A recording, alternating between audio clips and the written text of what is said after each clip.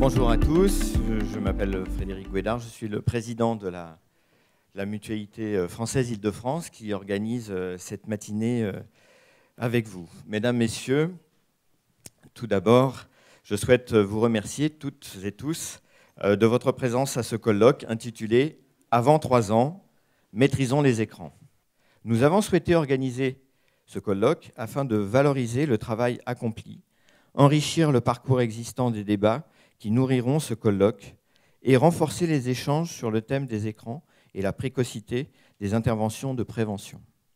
Ce colloque a été organisé par la Mutualité française Île-de-France en lien avec l'Institut mutualiste Montsouris, établissement de santé mutualiste renommé qui nous accueille aujourd'hui, et l'École des parents et des éducateurs, une association d'éducation populaire et d'économie solidaire.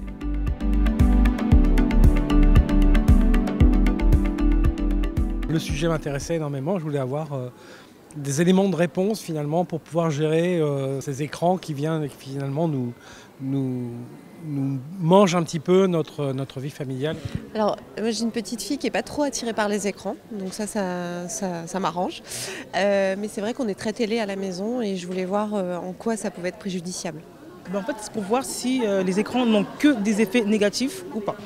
Voir s'il y a d'autres choses positives qui en sortent. Approfondir un peu les vagues connaissances que j'ai sur le sujet. On est sensibilisé notamment par la crèche et puis par les lectures ou les reportages que j'ai pu voir à la télé.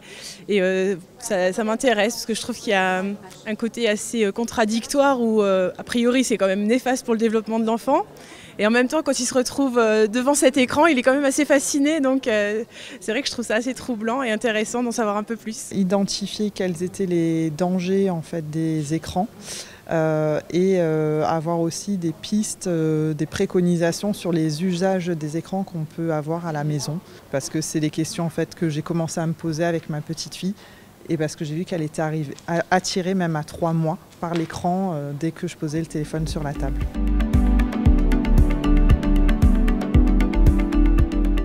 L'enfant de moins de 3 ans, il est dans une interaction directe avec l'adulte, il est dans un bain de langage et surtout la façon dont on va lui parler, dont on va s'exprimer avec lui, va pouvoir faire, en fait, le faire avancer dans son développement. C'est Piaget qui disait ça déjà il y a longtemps, hein, que l'enfant est dans un stade qu'on appelle sensori-moteur. Ça veut dire qu'en fait, l'enfant va tout d'abord découvrir le monde avec ses 5 sens. Donc, le petit enfant, en fait, à cet âge-là, qu'est-ce qu'il fait ?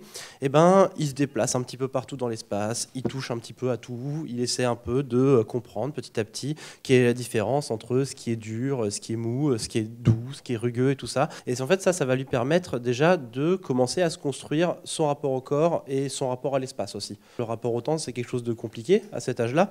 Et donc, un petit enfant doit aussi pouvoir le construire petit à petit. Ça va passer aussi par l'adulte, par exemple aussi, donc soit par la ritualisation de ses journées, le fait de se lever à la même heure, de se coucher à la même heure, de prendre leur repas à peu près à la même heure, mais également aussi, par exemple, dans le fait de lui parler, de lui raconter des choses, de lui raconter des histoires.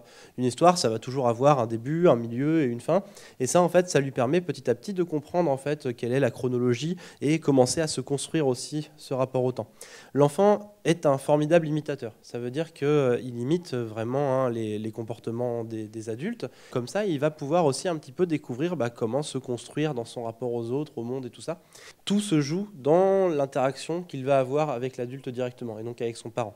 Vous parliez du fait qu'il y ait besoin d'une parole et surtout d'une parole émotionnelle avec l'enfant. Et c'est exactement ça ce qui se passe. Quand on parle à l'enfant, il ne comprend pas forcément tout ce qu'on lui raconte. Par contre, ce que l'enfant perçoit, c'est vraiment les pics prosodiques dans la voix du parent. Pour compléter ce que dit Olivier, visiblement, il y a des résultats assez intéressants qui démontrent que la musicalité de la voix et le fait de raconter des histoires ou de chanter des chansons sont parfois plus importants dans le développement émotionnel du bébé que ce qu'on appelle le nuage verbal, en fait.